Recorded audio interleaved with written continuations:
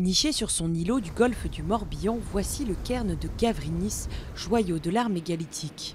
Ce tombeau collectif, vieux de 5000 ans, doit sa renommée à ses 23 piliers de pierre entièrement gravés. Unique au monde, il attire 25 000 visiteurs par an et surtout, il nous donne de précieuses informations sur les bâtisseurs qui vivaient dans cette région au néolithique. 3 H. 1, 2, 3 H. Ce territoire du golfe du Morbihan est vraiment un territoire exceptionnel. Ces populations-là qui ont vécu ici, à un moment donné, ces populations, on peut dire qu'ils ont réussi quasiment à capter les 2/3 des richesses de l'Europe occidentale. Au total, quelques 560 sites mégalithiques parsèment le golfe du Morbihan. Une architecture de pierre géante sur lesquelles planent encore de nombreuses énigmes.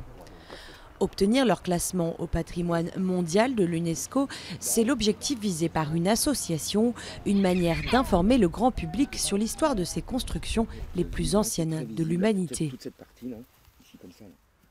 Les gens aiment bien les menhirs, ils trouvent ça sympathique, mais quand on demande aux gens ce que c'est qu'un menhir, c'est un peu sec.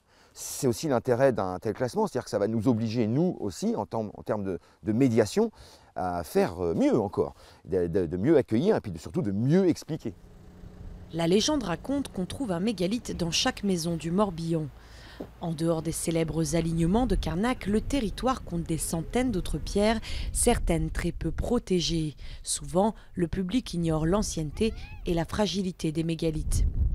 Recenser les sites et leur état de conservation, une opération obligatoire avant de déposer une candidature à l'UNESCO. Ce patrimoine, on veut le préserver. On veut tout mettre en œuvre pour pouvoir le léguer aux générations futures. Et l'UNESCO, pour nous, c'est un but à atteindre. Ce n'est pas une fin en soi.